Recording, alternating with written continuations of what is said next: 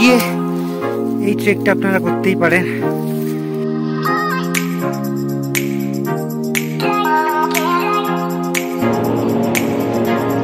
নাতাং ভ্যালিতে কালকেও টেম্পারেচার মাইনাসে চলে গিয়েছিল।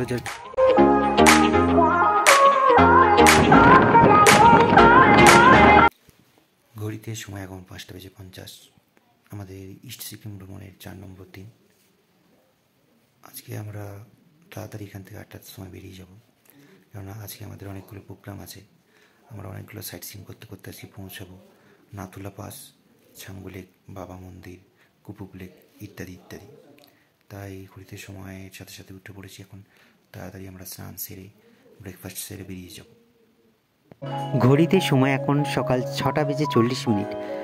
এখন এই মুহূর্তে জুলুকের হোমস্টেতে দাঁড়িয়ে যে জায়গাটিতে আছি, সেই জায়গাটিতে কালকে যখন আমরা হোমস্টেতে এসেছিলাম সম্পূর্ণ মেঘেতে আচ্ছন্ন হয়েছিল। তাই সকালবেলাতেই উঠে সেই জায়গাটাকে ক্যামেরাবন্দি করতে শুরু করে দিয়েছিলাম।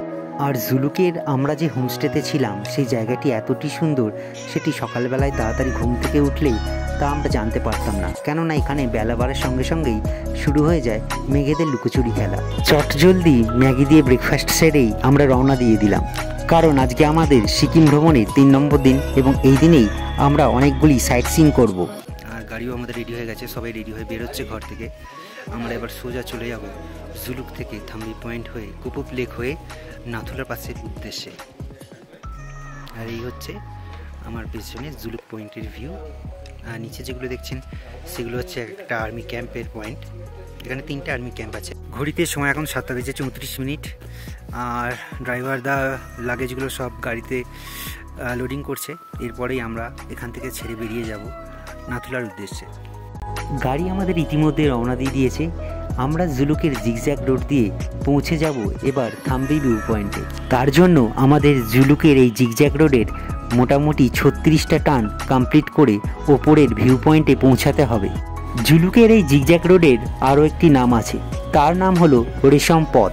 সিকিমের এই পার্বত্য এলাকায় রেশম পথের অবস্থান 400 বা 500 বছর আগে থেকে নয়, বরঞ্চ 2 থেকে 3000 বছর আগে থেকেই রয়েছে এই রেশম পথ। কারণ সেই পুরানো সময় থেকেই এই রাস্তা দিয়েই ভারত থেকে রেশম যেত বাইরের দেশগুলিতে রপ্তানির জন্য। পুরানো দিনের ইতিহাস পড়লে আমরা জানতে পারবো কিভাবে মধ্য এশিয়ার দেশগুলির সাথে রেশমের বাণিজ্য হতো এই রেশমের পথ তথাকথিত এই জুলুকের জিগজ্যাগ রোড দিয়ে। সুতরাং তখনকার দিন থেকেই এই রাস্তা মানব জীবনে এবং ব্যবসা বাণিজ্যের ক্ষেত্রে গুরুত্বপূর্ণ ভূমিকা পালন করে এসেছে। থাম্বি ভিউ পয়েন্ট পৌঁছানোর আগেই গাড়ি আমাদের একটি জায়গায় হল্ট করলো, যেখান থেকে জুলুকের 36টা জিগজ্যাগ সহ সম্পূর্ণ রেশমের পথটিকে সুন্দরভাবে দেখা যায়। তার সাথে উপভোগ করা যায় শ্বেতশুভ্র কাঞ্চনজঙ্ঘাটিকে। আর এই জায়গাটির নাম সম্ভবত গানিম ভিউ পয়েন্ট। যারা সত্যি পাহাড়প্রেমী তাদের কাছে আলাদা করে এই শোভা বর্ণনা করে কোনো লাভ নেই। তারা বুঝতেই পারবেন ভেতরের অনুভূতিটা ঠিক কী রকম হয়। আর এই জায়গাকার সুন্দর ভিউ পেতে হলে আপনাকে অবশ্যই সকাল 8টার মধ্যে এই জায়গায় এসে উপস্থিত হতে হবে, কেননা বেলা বাড়ার সঙ্গে সঙ্গেই এই জায়গাতেই সম্পূর্ণ মেঘ ঢেকে যায়। আর কিছুক্ষণ পরে যদি আপনি আসেন এই জায়গায়, তাহলে আপনি প্রকৃতির এই অপরূপ শোভা দেখা থেকে বঞ্চিত হতে পারেন। কাঞ্চনজঙ্ঘাকে সাক্ষী রেখেই আমাদের যাত্রা আবার শুরু হলো। আমরা এবার চলে যাব থাম্বি ভিউ পয়েন্টের দিকে। কি হলো বলবেন কিছু এই দৃশ্য দেখে? সত্যি এই দৃশ্য থেকে কিছু আর বলার থাকে না, শুধুমাত্র 2 চোখ দিয়ে উপলব্ধি করতে হয়। আর অশেষ ধন্যবাদ জানাতে হয় আমাদের এই প্রকৃতি স্বরূপ মাকে। তখনও জুলুকে জিগজ্যাগ রোডে সূর্যের আলো পড়েনি, তারই মধ্যে শুরু হয়ে গেছে মেঘ আর সূর্যের লুকোচুরি খেলা। দেখে মনে হচ্ছে যেন কোনো এক অসীম দিগন্ত থেকে মেঘেদের স্রোত এসে ধাক্কা মারছে দূরের এই পাহাড়িতে। যা স্রোত সমান সেই মেঘের ধাক্কা খেয়ে চারিদিকে বিচ্ছুরিত হচ্ছে মেঘেদের স্রোত। এ এক স্বর্গীয় দৃশ্য, তার সাথে এটা হলো একটা স্বর্গীয় অনুভূতি, যেখানে দাঁড়িয়ে অনন্তকাল সময় পার করে দেওয়া যায় একদম নির্দ্বিধায়।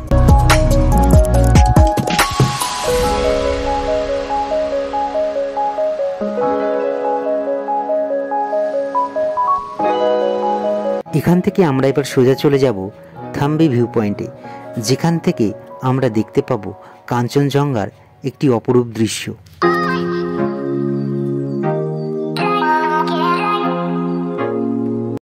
এই মুহূর্তে চলে এসেছি থামে পয়েন্টে, যেখান থেকে কাঞ্চনজঙ্ঘার সম্পূর্ণ ভিউ দারুণভাবে দেখা যাচ্ছে। ভালো ওয়েদার আপনার বেড়ানো বা ভ্রমণ যাত্রাকে আরও প্রাসঙ্গিক করে তোলে, আর এটাই হলো তার দৃষ্টান্ত। কারণ পাহাড়ে যারাই বেড়াতে আসেন তাদের প্রধান লক্ষ্য থাকে কাঞ্চনজঙ্ঘাকে ভালোরূপভাবে দর্শন করা, আর সেই ক্ষেত্রে আবহাওয়া একটা গুরুত্বপূর্ণ ভূমিকা পালন করে। আর আবহাওয়া যদি ভালো থাকে তাহলে অবশ্যই আপনি কাঞ্চনজঙ্ঘার সেই দৃশ্যকে উপভোগ করতে পারবেন। এখন এই থামে পয়েন্টের টেম্পারেচার 2 ডিগ্রি সেলসিয়াস, তার সাথে প্রচুর বরফের হাওয়া চলছে। আর মানে জাস্ট মাইন্ড ব্লোয়িং। সিল্ক রোডের এই থামে পয়েন্টটা হচ্ছে একটা অমোঘ আকর্ষণীয়তা বহন করে, যা না দেখলে অবশ্যই মিস করবেন। তার সাথে ওয়েদার যদি ভালো থাকে এবং তার সাথে সূর্যালোক যদি পরে মেঘের সাথে যে কম্বিনেশনটা তৈরি হয়, সেটা একটা দারুণ মানে কি বলি রসে বসে যাকে বলে, সেইটা একদম সম্পূর্ণতা একদম মেলবন্ধন তৈরি করে দেয়। হ্রদ দেখাও হলো, কলা বেচাও হলো, দারুণ দারুণ। পরবর্তীতে আমরা রওনা দিলাম নাতাং ভ্যালির উদ্দেশ্যে, যেখানে পার্বতের 12,000 ফুট উচ্চতায় অবস্থিত নাতাং ভ্যালিতে আছে ছোট্ট একটি গ্রাম।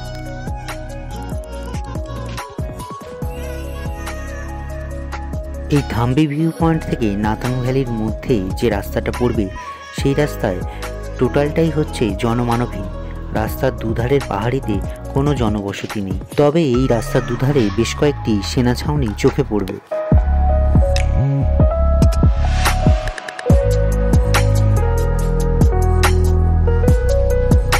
অবশেষে নাতাং ভ্যালি যাওয়ার পথেই আমরা দেখতে পেলাম রাস্তার দুধারে পড়ে রয়েছে বরফ।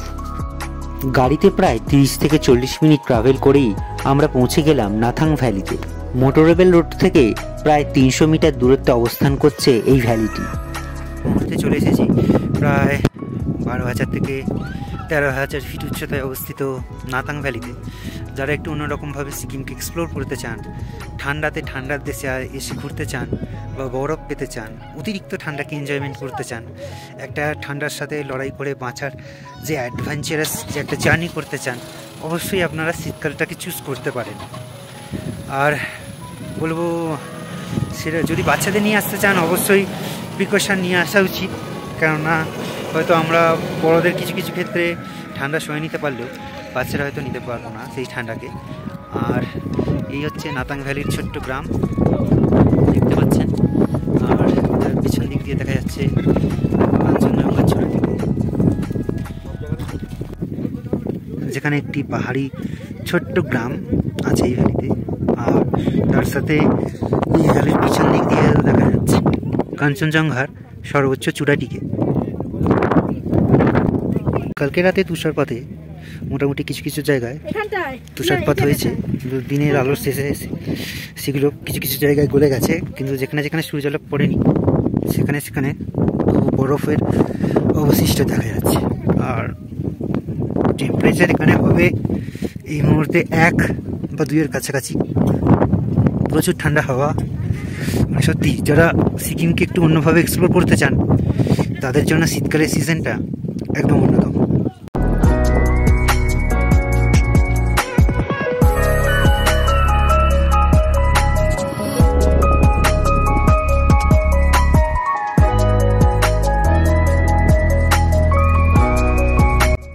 নাতাং ভ্যালিতে কালকেও টেম্পারেচার মাইনাসে চলে গিয়েছিল, যার কিছু কিছু জায়গায় তুষারপাত হয়েছে, আর যার জন্য প্রায় ঠান্ডা এখানে 1 ডিগ্রি 2 ডিগ্রি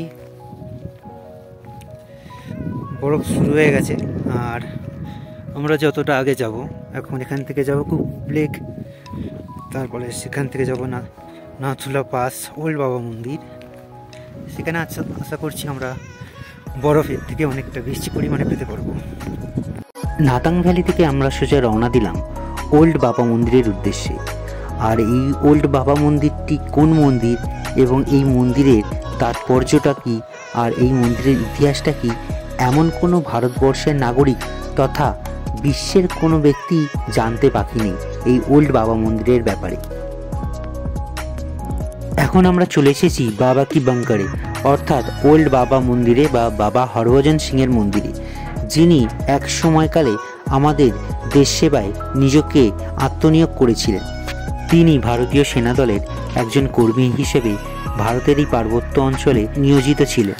বলা হয় তিনি যখন জীবিত অবস্থায় ছিলেন তখন কোনো এক যুদ্ধে তিনি নিহত হন। তৎকালীন সময়ে তার বিষয়ে দাবি করা হয়েছিল যে তিনি সেই যুদ্ধের আসর ছেড়ে পালিয়ে গিয়েছিলেন, কিন্তু তার কিছুদিন পরেই তিনি তার এক সহকর্মীর স্বপ্নে এসে জানিয়ে দিয়ে যান ঠিক পার্বত্য অঞ্চলের কোথায় তার দেহটি পড়ে রয়েছে, এবং পরে সেই স্বপ্নাদেশ পেয়ে তার বাকি সহকর্মীরা সেই জায়গা থেকেই তার মৃতদেহটি তুলে নিয়ে এসে ওই সত্যের উদ্ঘাটন করেছিলেন। এবং তার পরবর্তী ক্ষেত্রে দেখা যায় তিনি তার সহকর্মীদের স্বপ্নে এসে শত্রুদের গতিবিধি সম্পর্কে জানিয়ে দিয়ে যেতেন, এবং পরবর্তী ক্ষেত্রে দেখা যেত তিনি যেটা বলে যেতেন সেটাই হওয়ার ছিল। এক্ষেত্রে তিনি মৃত্যুর পরবর্তী সময়তেও আমাদের দেশের জন্য অবিরত কাজ করে চলেছেন। আর যে ছুরি, সর্দার উনি যে পাঞ্জাবি ছিলেন, পাঞ্জাবিদের যে সেই ছুরি সেইগুলো, তারপর ওনার পাগড়ি, বিভিন্ন রকমের ড্রেস, পাঞ্জাবি ড্রেস, এগুলো এটা সামাহ ওনার মায়ের ছবি হতে পারে। আর এগুলো সব ওনার ড্রেস, ওনার ব্যবহৃত চেয়ার, ওনার ব্যবহৃত জুতো, এগুলো সব এখানে সংরক্ষণ করা আছে। এটা ওনার রেস্টরুম হিসেবেও আছে, ওইখানে ওনার তরোয়াল, ছুরি বা এইগুলো সমস্ত কিছুই রাখা রয়েছে। বাবা হরভজন সিংয়ের গল্প এমন কোনো ভারতীয় নেই যে জানে না, যিনি মৃত্যুর অপরিবর্তিত অবস্থাতেও তিনি আমাদের দেশ সেবার জন্য একনিষ্ঠভাবে কাজ করে যাচ্ছেন। ভেতরে গিয়ে দেখলাম যে সত্যি যে ওনার স্থান নিছক দেবতার থেকে কম নয়। সেখানে ওনার ব্যবহার করা জিনিসপত্র, বিভিন্ন রকমের অস্ত্র থেকে শুরু করে ওনার জামা কাপড়, জুতো বা বিভিন্ন রকমের ক্যাজুয়াল ড্রেস, তারপর ওনার মায়ের ছবি, এবং উনি যে চেয়ার টেবিলে বসতেন বা বসে কাজ করতেন সমস্ত কিছুই রাখা আছে। এবং সত্যি উনি যে কাজ করে গেছেন বা যে কাজ করছেন, ওনার স্থান দেবতার তুলনায় কম নয়।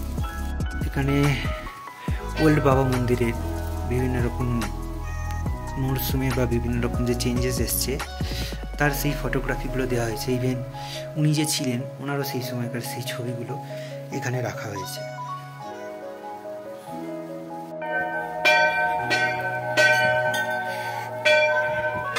তারপরে চলে এলাম পাহাড়ের উপরিভাগে, ঠিক যেখান থেকে বাবা হরভজন সিং গোপনীয়তার সাথে তার সমস্ত কার্যকলাপগুলি করতেন।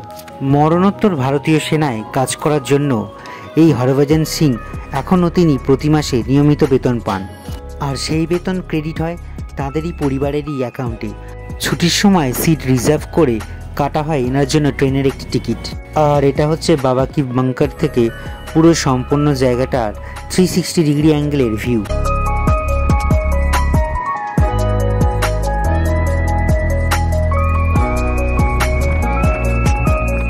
বাবা মন্দির থেকে এবার আমরা সোজা চলে যাব এলিফ্যান্ট লেকে। বাবা মন্দির থেকে প্রায় 30 মিনিট গাড়িতে চেপেই আমরা পৌঁছে গেলাম এলিফ্যান্ট লেকে। আর এই এলিফ্যান্ট লেকের নামকরণের কারণ হচ্ছে যে লেকটি আপনারা দেখতে পাচ্ছেন, সেই লেকটিকে দেখতে অপিরূপ হাতির প্রতিকৃতির মতন, অর্থাৎ কোনো একটি বড় হাতিকে শুইয়ে দিলে যেরূপ প্রতিকৃতি হয় ঠিক সেই রকমই। তাই এই লেকের নামকরণ করা হয়েছে এলিফ্যান্ট লেক। এরপরে আমরা কুপুপ লেক হয়ে বেরিয়ে যাব সোজা নাথুলা পাসের উদ্দেশ্যে।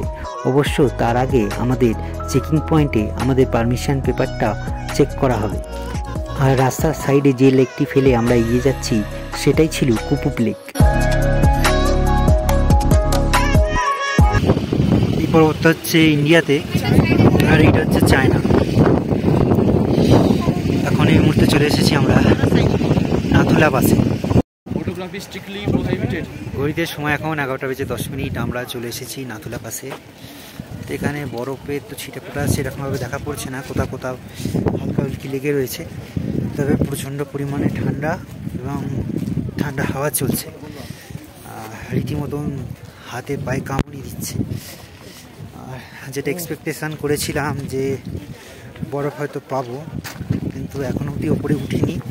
তো নিচে যেখানে গাড়ি পার্কিং হচ্ছে সেখানে এই মুহূর্তে কোনো বরফ নেই। বেলা বাড়ার সাথে সাথেই নাথুলা পাসে বাড়ছে গাড়ির ভিড়। আর এই রাস্তা দিয়ে ওপরে উঠলেই আপনারা দেখতে পাবেন ইন্দো চায়না বর্ডার, আর তার সাথে দেখবেন নোম্যান্স ল্যান্ড। এই মুহূর্তে যে জায়গাটিতে দাঁড়িয়ে আছি তার উল্টো দিকেই হচ্ছে চায়না, আর আমি যেই জায়গাটিতে দাঁড়িয়ে আছি সেই জায়গাটি হচ্ছে ভারতের। সামনেই যে চাইনিজ আকারে লেখা বিল্ডিংটি দেখতে পাচ্ছেন সেটি কোনো বিল্ডিং নয়, সেটা হচ্ছে আমাদের চায়নার প্রবেশদ্বার। আর দূরে যে পর্বতটি দেখতে পাচ্ছেন সেটা হচ্ছে ভুটানের একটি পর্বতমালা। এদিকটা হচ্ছে ইন্ডিয়া, আর এই যে গেটটা আছে আপনারা দেখতে পাচ্ছেন উপর থেকে, এই গেটটা পেরোলে এই রাস্তাটা চলে যাচ্ছে এই চায়নার দিকে, আর এটা হচ্ছে এই চায়নার গেট। আমরা এই মুহূর্তে দাঁড়িয়ে আছি প্রায় 17,000 ফিটে ইন্দো চায়না বর্ডার নাথুলা পাসে। প্রায় 17,000 ফিট উচ্চতায় অবস্থিত ইন্দো চায়না বর্ডার নাথুলা পাসে ঠান্ডা প্রচণ্ড থাকে, কিন্তু এখানে এসে আমরা শীতকালে কোনো বরফ পাইনি, যেহেতু ডিসেম্বরের এটা ফার্স্ট অফ উইক ছিল। তবে ডিসেম্বরের শেষ উইক থেকে এই জায়গাটি সম্পূর্ণ বরফে আচ্ছাদিত হয়ে যাবে। বাঁদিকের অংশে যেখানে জাতীয় পতাকা উঠছে সেটা অবশ্যই ভারতের, আর ডান দিকে যেখানে একটি লম্বা আর কাঁটাতারের ওই পারে যে লম্বা ইমারতটি আছে সেটা হচ্ছে চায়নার তরফ থেকে ওয়াচ টাওয়ার।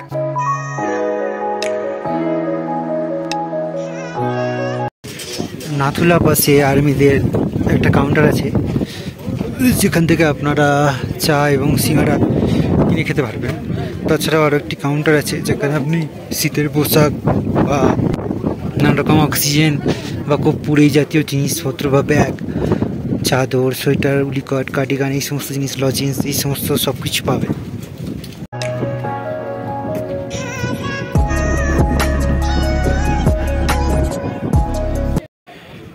আচ্ছা, এই ভিডিওতে আমরা দেখতে পাচ্ছি একটি বুদ্ধদেবের মূর্তি, যেখানে লেফট সাইডে দেখা যাচ্ছে যে নেপালের হাইয়েস্ট পিক হচ্ছে কাঞ্চনজঙ্ঘা, আর এখানে চৌমুলাহারি এটা যেটা হচ্ছে ভুটানের 24,035 ফিটে আছে। আর এটা আমরা দেখলাম ওই ইন্দো চায়না বর্ডার থেকে।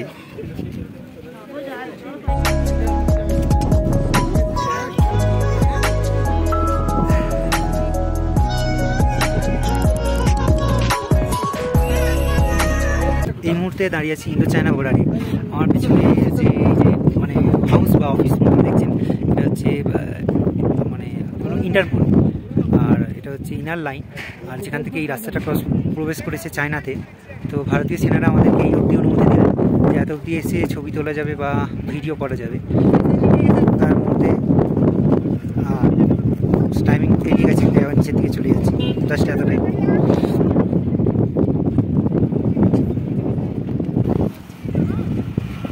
যে দেখলেন গাড়িটি চলে গেল ইন্ডিয়া থেকে চায়নার দিকে।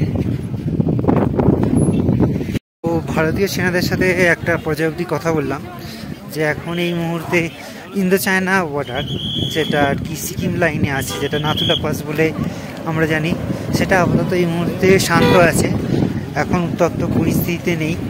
আর বরফ বলতে এখানে ডিসেম্বর 1-এ বরফ পড়েছিল, আর আজকে ডিসেম্বর 4 ছিল, সেই মুহূর্তে বরফ আবার এখান থেকে চলে গেছে। এখন এই মুহূর্তে বরফ কিছুই নেই, আর এই জায়গার টেম্পারেচার 1 ডিগ্রি মতন হবে। চারিদিকে দেখতে পাচ্ছি রুক্ষ পাহাড়। নাথুলা পাস কমপ্লিট করে আমরা চলে এসেছি আমাদের গাড়ির পয়েন্টে, আর এখান থেকে আমরা যাব আমাদের নেক্সট ডেস্টিনেশান ছাঙ্গু লেকের উদ্দেশ্যে। এখান থেকে আরও 17 কিলোমিটার দূরে আমাদের যেতে হবে। এই হচ্ছে ব্যাপার।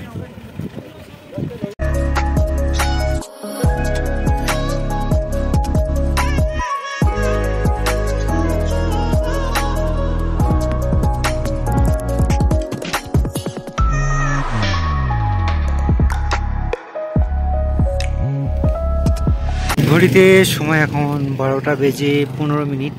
নাথুলা পাস দেখে চলেছি আমরা ছাঙ্গুর পথে। তারই মাঝখানে আমাদের একটু টিফিনের প্রয়োজন পড়েছে, মানে ইঞ্জিনে একটু তেল দিতে হবে। খুব খিদে পেয়েছে সবার, তাই একটা নেপালি রেস্টুরেন্টে চলে এসেছি। এখানে আমরা অর্ডার করেছি ভেজ মোমো আর লিকার চা। ভেজ মোমো নিল 70 টাকা করে, আর লিকার চা 10 টাকা করে। পাহাড়ি মানুষদের হাতে বানানো মোমোর স্বাদ সমতলে অন্য কোথাও আর পাওয়া যায় না।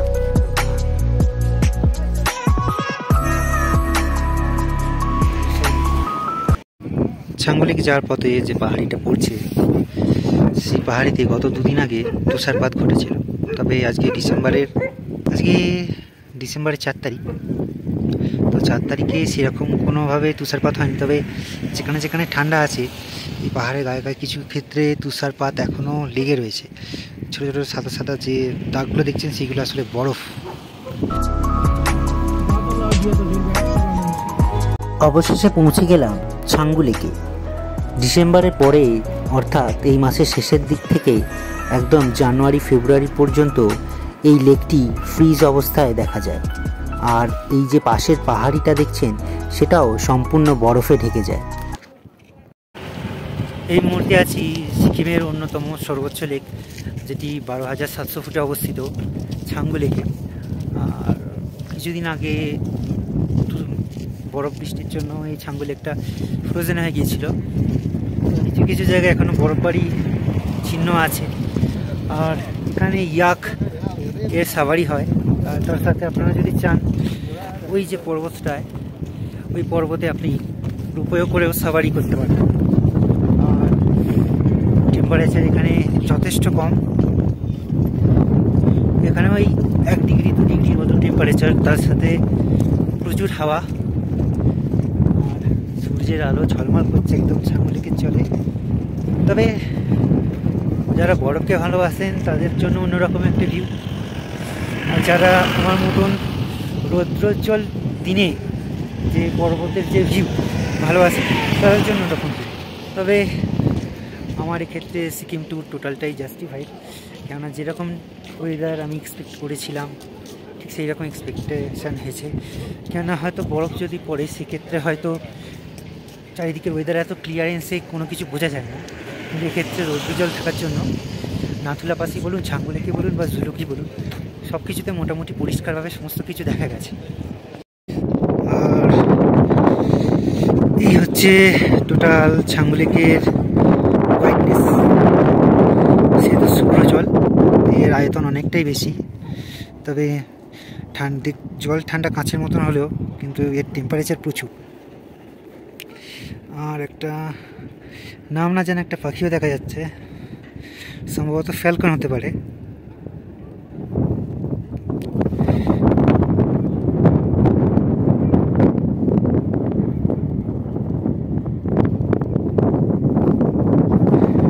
জাস্ট অসম অসম অসম, মাইন্ড ব্লোয়িং।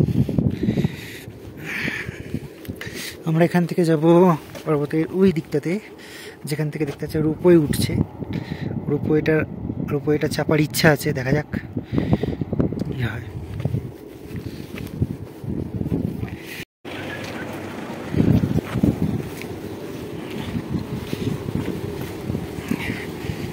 ওই যে রোপওয়ে যাচ্ছে, রোপওয়েটা দেখা যাক কত করে কি দাম বলে। এই ছাঙ্গু-লেকটি আপনারা চাইলে পায়ে হেঁটেও পুরোটা ঘুরতে পারেন। আর যদি হাঁটার সমস্যা হয়, তাহলে সেক্ষেত্রে আপনারা ইয়াকে চড়েও এই ছাঙ্গু-লেকটি ঘুরতে পারেন। সেক্ষেত্রে ইয়াক ভাড়া কমপক্ষে ওরা ধার্য করে থাকে 200 টাকা। এবার নির্ভর করছে আপনি কতটা ভালোভাবে দাম দস্তুর করছেন। ছাঙ্গু-লেকের যেদিকে গাড়ি পার্কিং করা হয়, এখন এই মুহূর্তে আছি ঠিক তার অপর দিকে, অর্থাৎ যে রাস্তাটি চলে গেছে ওপর হয়ে আবার বাইরের দিকে। আর এখন সেই পাহাড়ির গায়ে দেখতে পাচ্ছেন গত 2 দিন আগে যে তুষারপাত ঘটেছিল, এখনও সম্পূর্ণরূপে সেই বরফ এখনও বিদ্যমান। এখন এই মুহূর্তে মুড হয়েছে সবাইকার একটু ট্রেকিং করা। তাই আমরা এই ছাঙ্গু-লেকের পার্শ্ববর্তী যে পর্বত আছে, সেই পর্বতের টপে আমরা আপাতত যাচ্ছি। আপাতত একটা শর্টকাট ট্রেকিং যাকে বলে, সেই ট্রেকিংটা আমরা করছি।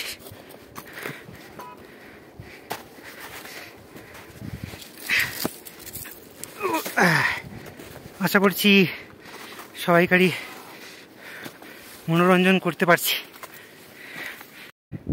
এখানে মোটামুটি বরফ পড়ে আছে।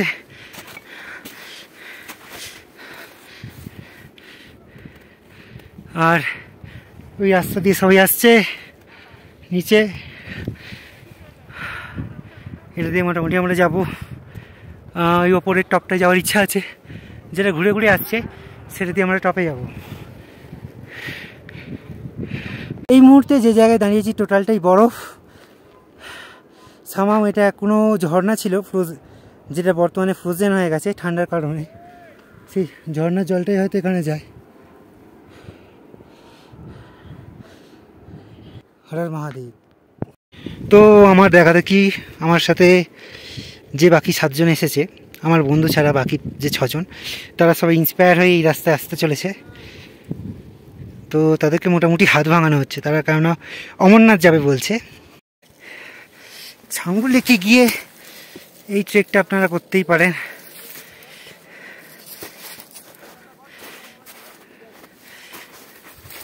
খারাপ লাগবে না।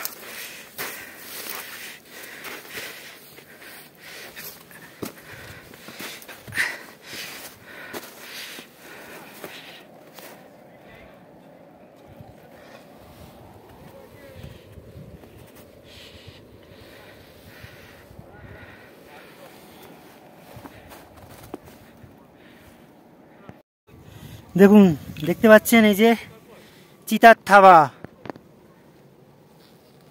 পরপর পরপর বরফ দিয়ে গেছে। এই ভিডিওতে দেখতে পাচ্ছেন যে ছাঙ্গু লেকের পার্শ্ববর্তী পর্বতের মধ্যে যে বরফ রয়েছে সেখানে পরপর চিতার থাবা।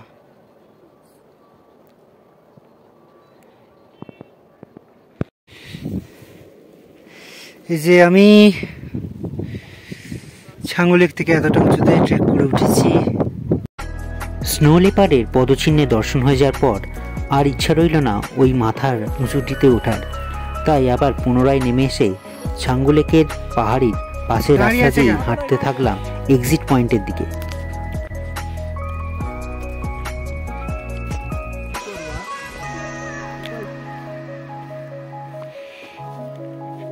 আমরা ছাঙ্গু লেক থেকে বরফকে পাথেয় করে আরও উপরে যাচ্ছি। It's quite a trek. তো অনেকে আছেন যারা ছাঙ্গু লেকটা ঘুরে জাস্ট সামনে থেকে লেকটাকে দর্শন করে চলে যান, তাদের উদ্দেশ্যে বলবো এই লেকে আপনি ঘন্টা 2 একটু তাড়াতাড়ি বেরিয়ে হোটেল থেকে, যদি গ্যাংটক থেকেই আসেন বা জুলুক থেকেই আসেন, তাহলে বলবো একটুখানি সময় হাতে বের করে নিয়ে আসুন। তবে এখন এই মুহূর্তে অন্য কোথাও বরফ না পেলে আপনি ছাঙ্গু লেকে মোটামুটি আপনার বরফ না পাওয়ার যে আক্ষেপটা সেটা অনেকাংশে মিটিয়ে যাবে। এখন এই মুহূর্তে আছি ছাঙ্গু লেকের টপ ভিউ পয়েন্টে, যেখান থেকে টোটাল ছাঙ্গু লেকটাকেই দেখতে পাওয়া যাবে। এক অনবদ্য সৌন্দর্য তার প্রকাশ ঘটবে।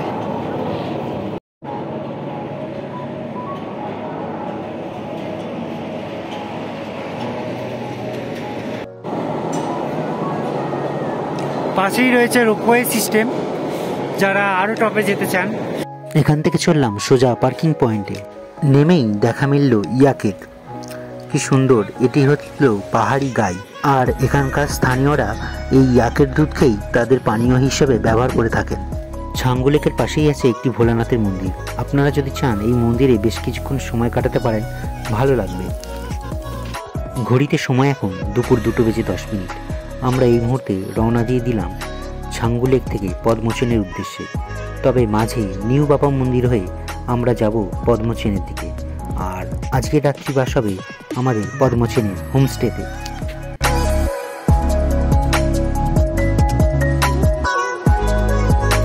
অবশেষে চলে এলাম নিউ বাবা হরভজন সিং মন্দিরে।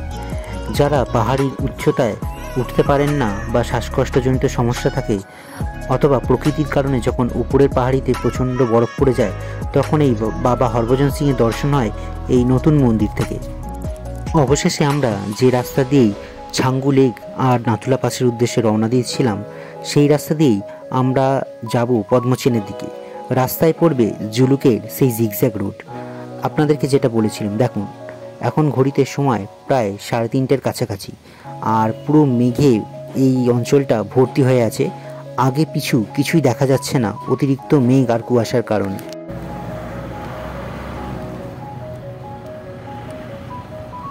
ঘড়িতে সময় এখন 4:15। আমরা পৌঁছালাম পদ্মচেনে।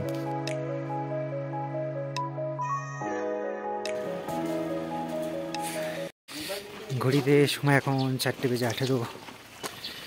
আমরা চলে এসেছি পদ্মচেনের আমাদের হোমস্টেতে। হোমস্টেতে এসেই নেব আজকের মতন বিশ্রাম। দেখা হচ্ছে আপনাদের সাথে পরবর্তী পর্বে, যেখানে আপনাদের সামনে তুলে ধরব পদ্মচেন থেকে আপ টু ঋষিখোলা পর্যন্ত যে জার্নি, তার একটা সুন্দর দৃশ্য। তাই দেখা হচ্ছে পরের পর্বে।